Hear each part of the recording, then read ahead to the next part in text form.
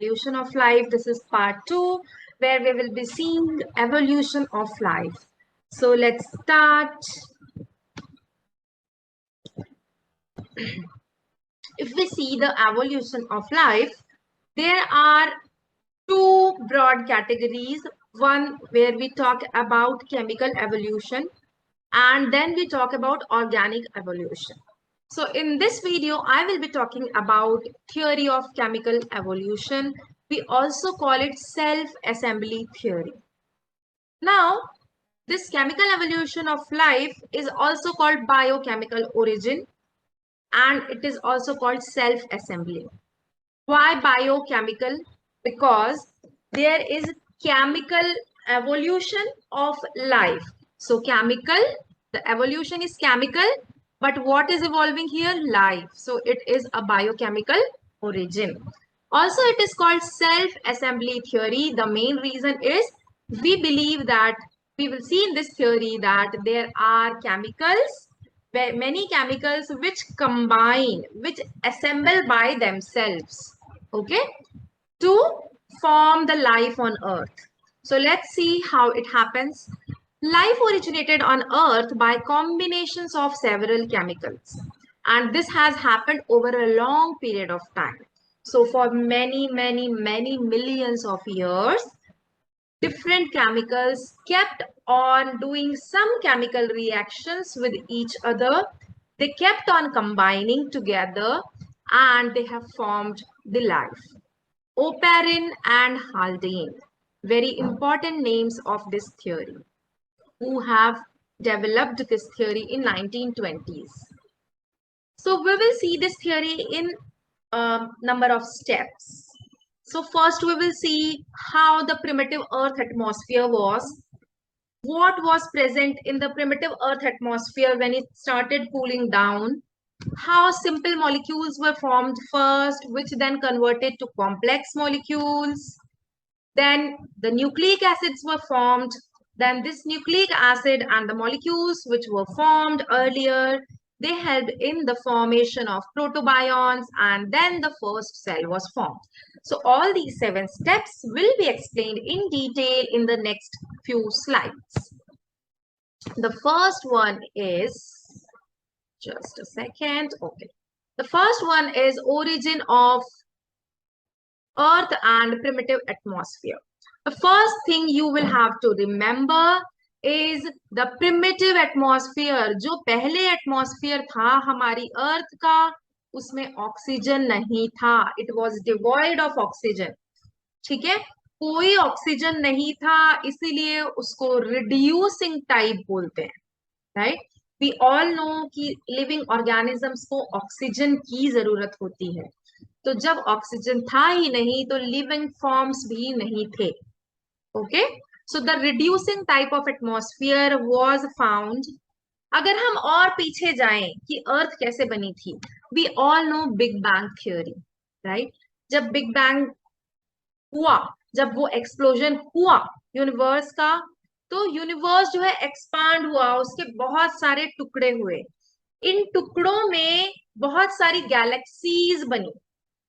तो इन ये जो बहुत सारी गैलेक्सीज बनी, उनमें से एक गैलेक्सी थी milky way. Milky way was one of the galaxies formed in big bang theory.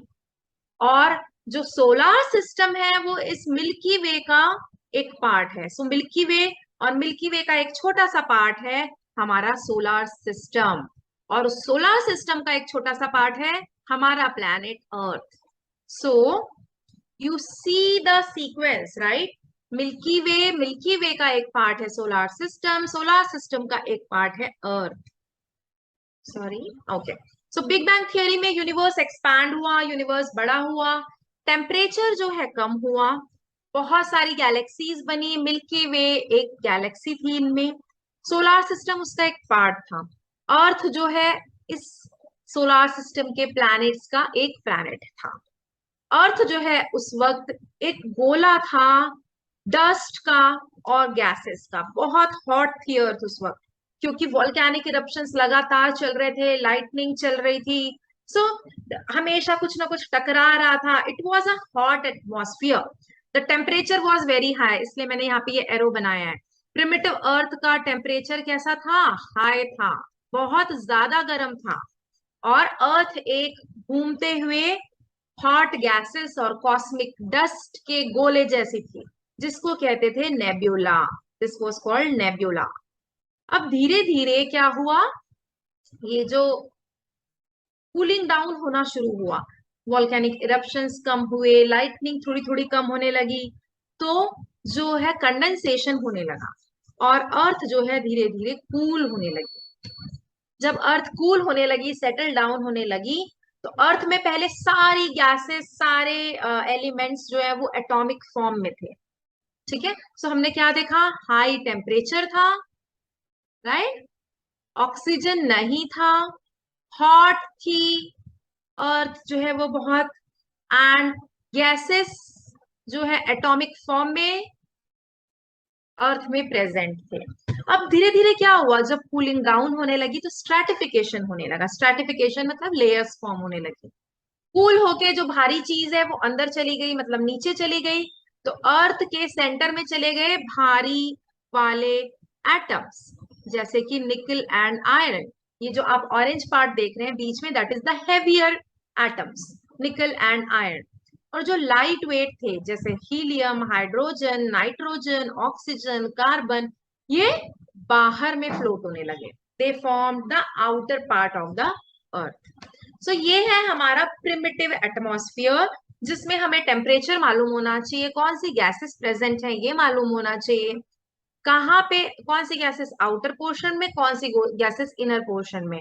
और in general it was having a very very rare amount of oxygen. Now we will see the second part. The second part is formation of ammonia, water and methane.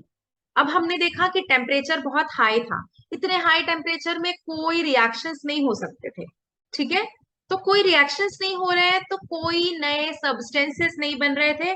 बस ये hydrogen, helium, nitrogen, oxygen, carbon अपना अलग अलग gases, atoms के form में थी अर्थ में। अब धीरे से क्या हुआ, temperature started coming down, right, temperature क्या हो रहा है, down.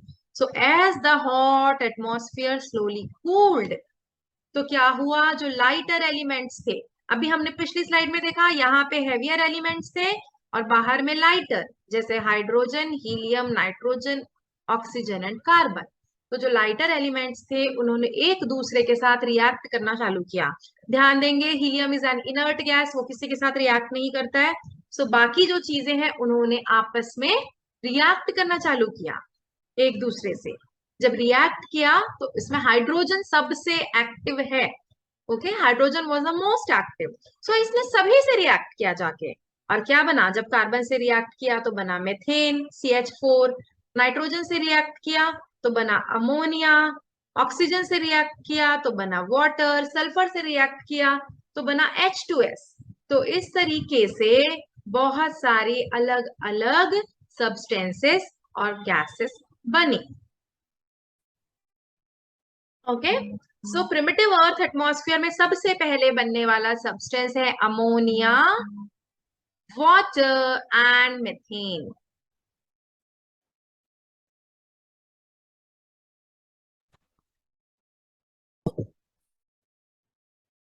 Okay, so this is how ammonia, water, and methane, the most important gases which you might be asked for in the exam. Exam में बहुत बार पूछा जाता है कि इनमें से कौन सी चीज प्रिमिटिव एटमॉस्फेयर में मिलती थी या फिर नहीं मिलती थी। सो नहीं मिलती थी में mostly they have oxygen as an option, तो आपको वो एलिमिनेट करना है ना। Okay, so now let's move to the next slide. Formation of simple organic molecules. अब आप यहाँ पे देख सकते हो, oh sorry, yeah. Now you can see here that अब जो है टेम्परेचर और कम हो रहा है, right, you can see here, मैंने ऐसा एरो बनाया, मतलब टेम्परेचर और धीरे धीरे कम हो रहा है। तो जो स्टीम बनी थी, हमने पहले देखा हॉट गैसेस थी, वॉल्केनिक इरप्शंस थे, राइट, तो लाइटनिंग, वॉल्केनोज, ये सब तो थे ही, लेकिन धीरे धीरे क्या हो रहा था, टेम्परेचर कम होता जा रहा था, जिसकी वजह से स्टीम जो है वाटर में कन्वर्ट हो गया। जब स्टीम वाटर में कन्वर्ट हुआ और जब रेनफॉल होने लगी, तो आप देखेंगे नीचे आई हैव मेड ब्लू, तो आपके सीज बनने लग गए, ओशियंस बनने लग गए, रिवर्स बनने लगी, और उनके कारण धीरे धीरे टेम्परेचर और भी डाउन हो गया।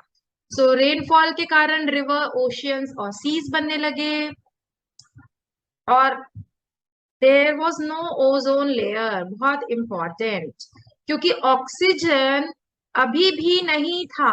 Okay, there was absence of free oxygen, and हमें मालूम है ओजोन में क्या होता है, 3 ऑक्सीजन, तो ऑक्सीजन इतना है ही नहीं, तो वो ओजोन कैसे बनाएगा जब ओजोन की लेयर नहीं है एटमॉस्फेयर में। तो when there is no layer, तो ओजोन की लेयर यूवी को प्रोटेक्ट करती है। When it is not there, then UV rays could enter, UV rays enter कर जाती थी अर्थ पे। लाइटनिंग शुरू थी, वॉल्केनोज अभी भी थे, एब्सेंस ऑफ फ्री ऑक्सीजन। अब क्या हुआ, जो हमने देखा पिछली स्लाइड में, मेथेन, अमोनिया और वाटर बना था, वो जो है अब कंडेंसेशन हुआ उनका, मतलब इन तीनों ने पॉलीमराइजेशन चालू किया, कंडेंस होना चालू किया, अलग अलग रिएक्शंस करने चालू किए, और इन तीनों के आपस के रिएक्शन से अब बने सिंपल ऑर्गेनिक मॉलिक्यूल्स। ठीक है, सिंपल ऑर्गेनिक मॉलिक्यूल्स जैसे कि मोनोसैकेराइड्स, जैसे कि amino acids, purines, पिरिमिडीन्स, fatty acids, glycerol, और इस मिक्सचर को, सिंपल ऑर्गेनिक मॉलिक्यूल्स के मिक्सचर को कहते हैं hot dilute soup. It is also called primitive broth. Primitive मतलब बहुत पहले मिलने वाला, ओके, ब्रॉथ। तो आपको कभी पूछा जाए what is there in hot dilute soup, so it has mixture of simple molecules like monosaccharides, amino acids, purines, pyrimidines, fatty acids and glycerol। तो ये सब जो है सिंपल मॉलिक्यूल्स हैं। हम आगे देखेंगे complex organic molecules. Simple organic molecules बन गए थे, है ना, कैसे बने थे, जब अमोनिया, मेथेन और वाटर कंडेंस हुए थे, पॉलीमराइज हुए थे, रिडक्शन, ऑक्सीडेशन, बहुत सारे रिएक्शन से सिंपल ऑर्गेनिक मॉलिक्यूल्स बने थे। अब ये सिंपल ऑर्गेनिक मॉलिक्यूल्स का पॉलीमराइजेशन होने लगा, मतलब ये आपस में क्या करने लगे, जुड़ने लगे, और जिससे बन गया कॉम्प्लेक्स ऑर्गेनिक मॉलिक्यूल्स। तो दो मेजर कॉम्प्लेक्स ऑर्गेनिक मॉलिक्यूल्स मैंने यहाँ पे बनाए हुए हैं, जैसे कि एमिनो एसिड्स बना था पिछली स्लाइड में, राइट। एमिनो एसिड्स, ये जब पॉलीमराइज हुआ, मतलब ये जब आपस में जुड़ने लगे, तो क्या बन गया, प्रोटीन। और प्रोटीन का बनना हमारी जिंदगी के एवोल्यूशन में, लाइफ के ओरिजिन में, लाइफ के एवोल्यूशन में लैंडमार्क है, बहुत बड़ा अचीवमेंट है, क्योंकि प्रोटीन्स जो हैं एंजाइम्स की तरह भी एक्ट करते हैं, और वो दूसरे रिएक्शंस का रेट इंक्रीज करते हैं।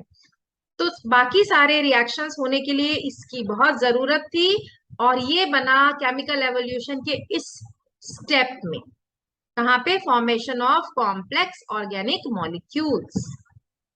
वैसे ही प्यूरिन्स और पिरिमिडिन्स, ये दोनों जो है ये नाइट्रोजिनस बेसिस है, प्यूरिन्स और पिरिमिडिन्स। ठीक है, प्यूरिन भी एक नाइट्रोजिनस बेस है, पिरिमिडिन भी एक नाइट्रोजिनस बेस है। तो ऐसे ही पेंटोज शुगर से ऐड होके, फॉस्फेट ग्रुप से ऐड होके, मतलब कहीं ना कहीं से कंडेंसेशन रिएक्शंस करके दूसरे ग्रुप्स के साथ, दूसरे सिंपल मॉलिक्यूल्स के साथ ऐड होके, इन मॉलिक्यूल्स ने क्या बनाया, कॉम्प्लेक्स मॉलिक्यूल, जो कि यहाँ पे है न्यूक्लियोटाइड, राइट। तो न्यूक्लियोटाइड्स बने। वैसे ही जो फैटी एसिड्स और ग्लिसरॉल बने थे पिछली स्लाइड में, ये सिंपल ऑर्गेनिक मॉलिक्यूल्स थे, ये मिक्स होके बने फैट्स। और सिंपल शुगर्स जो है ये एक साथ पॉलीमराइज होके बनी पॉलीसैकेराइड्स। इस तरीके से कॉम्प्लेक्स ऑर्गेनिक मॉलिक्यूल्स बन गए। Coming to formation of nucleic acids, now in the previous slide we saw कि न्यूक्लियोटाइड्स बने थे। ये न्यूक्लियोटाइड्स जब आपस में जुड़ते हैं, जब ये पॉलीमराइज होते हैं, they join together, they form nucleic acids like RNA and DNA. ठीक है, और आपको मालूम है लिविंग ऑर्गेनिजम्स में न्यूक्लियस में या फिर एक जेनेटिक मटेरियल होना बहुत इंपॉर्टेंट होता है। वो जेनेटिक मटेरियल डीएनए आरएनए ही होता है। ये जो आरएनए डीएनए थे दे कैन सेल्फ रेप्लिकेट, वो अपने आप को एक से ज्यादा अमाउंट में मल्टीप्लाई कर सकते हैं। They can replicate. ओके, सो एक से दो बन सकते हैं, फिर ये भी एक से दो बन सकता है, ये भी एक से दो बन सकता है, ये भी एक से दो बन सकता है। सो दे कैन सेल्फ रेप्लिकेट, और यही जो है आधार है ऑफ द लिविंग ऑर्गेनिजम्स। सो अब न्यूक्लिक एसिड्स बन गया, तो हमने क्या क्या देखा? सबसे पहले primitive atmosphere, then we saw substances like ammonia, water, methane. Then we saw formation of simple organic molecules. Then we saw complex organic molecules. और अब हमने देखा न्यूक्लिक एसिड्स भी बन गए। Coming to the next thing, अब nucleic acids बन गए और न्यूक्लिक एसिड्स बन गया। ठीक है, नाउ हम देखेंगे जब ये सारे मॉलिक्यूल्स बन गए हैं, प्रोटीन्स बन गए, लिपिड्स बन गए, तो इन्होंने क्या किया? अब इन्होंने क्या किया? ये लिपिड्स और प्रोटीन्स एक साथ जमा हो गए। ओके, एक साथ एक जगह जमा हो गए, एक कॉलोनी की तरह रहने लगे, एग्रीगेट हो गए। These are colloidal aggregations. ठीक है, और इनको कहते हैं कोसरवेट्स। सो कोसरवेट्स क्या है? These are colloidal aggregations. किसका किसका? प्रोटीन्स एंड लिपिड्स का। और ये दोनों हाइड्रोफोबिक हैं, they are water hating. Okay, so water loving is hydrophilic, जो हम नेक्स्ट देखेंगे माइक्रोस्फीयर्स में। तो हाइड्रोफोबिक प्रोटीन्स और लिपिड्स जो है आपस में एक साथ रहने लगे। किसमें? एक मेम्ब्रेन में। अब एक साथ रहना है तो उनको कंटेन करने के लिए एक थैली भी लगेगी बाहर इसको, तो इन लोगों ने एनक्लोज कर लिया अपने आप को एक मेम्ब्रेन में, सिंगल मेम्ब्रेन। ओके, इसको कहते हैं कोसरवेट्स। अब ये कोसरवेट ने क्या किया? आसपास में जो भी एक्वस मीडियम में जो मटेरियल था उसको एब्जॉर्ब करना चालू किया, और ये साइज में बड़े होते गए। अब जब बहुत बड़े हो गए तो अनस्टेबल हो गए, राइट? जब कोई चीज बहुत बड़ी होती है तो फिर क्या होती है? फाइनली वो एक्सप्लोड होके टूट के स्प्लिट हो जाती है। तो जब ये बहुत बड़े हो गए तो ये स्प्लिट हो गए बहुत सारे कोसरवेट्स में, और ये इंडिविजुअल कोसरवेट्स फिर से ग्रो करने लगे और वो फिर से स्प्लिट हो गए। तो कैन आई से कि अगर हम इसको करंट सिनारियो में कंपेयर करें तो it is just like budding. इसमें हमने बडिंग देखी है ना, वैसा कि एक सेल से मल्टीपल डॉटर सेल्स बनती हैं। So it is comparable to daughter cells of budding organisms.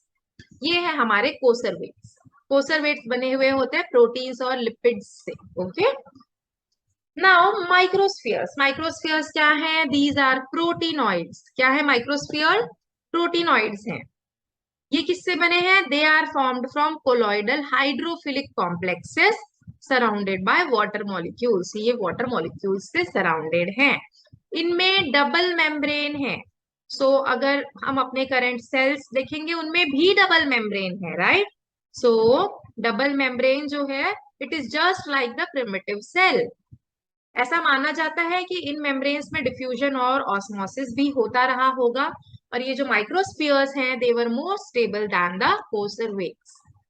Okay, इनके बारे में और थोड़ा जानते हैं कि कोसरवेट्स और माइक्रोस्फीयर्स जो हैं ये लिविंग सेल्स नहीं है। ये क्या है? Non living colloidal aggregations. ये कोलॉइडल एग्रीगेशंस हैं लिपिड्स और प्रोटीनॉइड्स के रेस्पेक्टिवली, मतलब लिपिड्स का कोसरवेट्स, प्रोटीनॉइड्स का माइक्रोस्फीयर्स। ये ऐसे एग्रीगेट हो गए हैं। ये है non living but they have some properties of living cells. कैसा प्रॉपर्टीज? जैसे मैंने बताया कोसरवेट एक्वस मीडियम से एब्जॉर्ब करके क्या होते हैं? ग्रो होते हैं। तो ग्रोथ जो है वो लिविंग ऑर्गेनिज्म का कैरेक्टरिस्टिक है। डिवीजन, फिर हमने देखा ये जो है ये छोटे छोटे अनस्टेबल होने के बाद में छोटे छोटे पार्टिकल्स में टूट जाता है, मतलब बहुत सारी डॉटर सेल्स बन गई। तो कहना है से इट इज डिवीजन। सो इस तरीके से इनके पास है तो ये नॉन लिविंग, लेकिन इनके पास लिविंग सेल्स की थोड़ी कैरेक्टरिस्टिक्स आ गई like growth and division. These colloidal aggregations, मतलब कोसरवेट्स और माइक्रोस्फीयर्स, turned into first primitive living system. Now I am not calling it cell or primitive cell. It is called primitive living system. एक system बन गया living जैसा। ठीक है। First primitive living system उसको बोलते हैं इओबायोन्ट्स और प्रोटोसेल। तो आगे इन माइक्रोस्फीयर्स और कोसरवेट्स से जाके बना प्रोटोसेल, जिसको इओबायोन्ट भी कहते हैं। So what are eobionts? Eobionts are first primitive living system. Okay, they are formed from the colloidal aggregations of conservates and microsphere. Coming to first cell, अभी तक हमारा फर्स्ट सेल नहीं बना है क्योंकि हमें मालूम है एक सेल बनने के लिए हमें जेनेटिक मटेरियल चाहिए और अभी तक यहाँ पे कोई जेनेटिक मटेरियल नहीं आया है, इसीलिए हम इसको प्रोटोसेल बोल रहे हैं, सेल के पहले का type. It is not a cell, not a primitive cell, it is a protocell. Okay, so पहला सेल कैसे बना? तो ऐसा माना जाता है कि the first cell would have arisen, ये बना होगा by enclosure of self replicating RNA. तो एक RNA बना और ये RNA ने अपने आप को एनक्लोज कर लिया फॉस्फोलिपिड की मेम्ब्रेन में. तो now it looks like our current cell, है ना, एक जेनेटिक मटेरियल है जो कि एक सेल एक मेम्ब्रेन के अंदर है. और ये RNA कैसा है? Self replicating. तो साइंटिस्ट सोचते हैं कि RNA world took off, RNA का world, there is RNA world hypothesis. So what is RNA world hypothesis? कि आरएनए बना होगा पहले एक, उसने अपने आप को एनक्लोज किया होगा, मतलब आरएनए बनते बनते एक ऐसा आरएनए बना एक बार एवोल्यूशन के दौरान जिसमें one of those RNS could make copies, एक आरएनए से मल्टीपल आरएनएस लाइक कॉपीज बनाना चालू किया उन्होंने अपनी. तो जब वो आरएनए कॉपीज बनाने, so when an RNA emerged which could make it's copies, जब एक ऐसा आरएनए बन गया जिसकी कॉपीज बनने लगी, तब आरएनए वर्ल्ड का एक वहां से शुरुआत हुई. ये जो आरएनए थे ये मल्टीप्लाई हुए. If you can see from here, RNA has formed from inorganic sources. ठीक है, इनऑर्गेनिक सब्सटेंसेस से आरएनए बना, राइबोन्यूक्लिक एसिड बना, जो हमने पहले भी देखा, फॉर्मेशन ऑफ न्यूक्लिक एसिड्स. ठीक है, ये सेल्फ रेप्लिकेट होने लगा और इसकी मल्टीपल कॉपीज बनने लगी. ये आरएनए मल्टीप्लाई हुए और इन्होंने बहुत सारे आरएनए की मशीनरी बनाई, बहुत सारे आरएनए बने. एट सम स्टेज, किसी एक स्टेज पे क्या हुआ होगा कि DNA and proteins would have evolved. ये आरएनए जो है, इस आरएनए से डीएनए बनने लगा और इस आरएनए से प्रोटीन्स भी बनने लगे. You can see here, RNA has formed a DNA, RNA has formed protein. So evolution के कोई एक particular stage में RNA started making DNA from itself and also started making proteins. जब प्रोटीन्स बन गए, जैसा पहले भी हमारी बात हुई कि प्रोटीन्स जो है केमिकल रिएक्शंस को ड्राइव करते हैं, they act as enzymes, right. तो ये प्रोटीन्स जो है बहुत सारी जो सेल की एक्टिविटीज हैं अलग अलग, उसको कैटालाइज करने लगे. और डीएनए जो है ये मास्टर टेम्पलेट बन गया, मास्टर बन गया to store the genetic information. DNA जो है आरएनए से ज्यादा स्टेबल है और डीएनए ने फाइनली जॉब ले लिया of being the genetic material. और इस तरीके से हमारे पास हमारा पहला सेल आ गया with RNA enclosed inside a phospholipid layer. Okay, so this is how first cell was formed. तो यहाँ पे हमने देखा केमिकल से कैसे सिंथेसाइज हुआ एक सेल. तो पहले छोटे छोटे केमिकल्स बने, वो आपस में आके जुड़ गए, उन्होंने कोसरवेट्स बनाए, माइक्रोस्फीयर्स बनाए. बाद में धीरे से एक न्यूक्लिक एसिड बन चुका था आरएनए और डीएनए. आरएनए जो है एनक्लोज हो गया एक मेम्ब्रेन के अंदर and this was the first cell, the primitive cell. Okay, so this is how a living cell was formed from obviously the non-living substances. जो हमने पहले देखा मीथेन, अमोनिया, वाटर, ये सब नॉन लिविंग थे. तो a living cell was formed from all the non-living substances by the self assembly of these chemical substances. इसीलिए इसको बोलते हैं self assembly theory या फिर केमिकल एवोल्यूशन थ्योरी. इसके अलावा ऑर्गेनिक एवोल्यूशन भी है जिसमें हम डार्विनिज्म और दूसरी थ्योरीज पढ़ेंगे. So I will make a separate video for organic evolution. So see you in the next video. Till then, bye bye, take care. Please like the video if it has helped you and subscribe to the channel so that you do not miss on the new videos. Bye.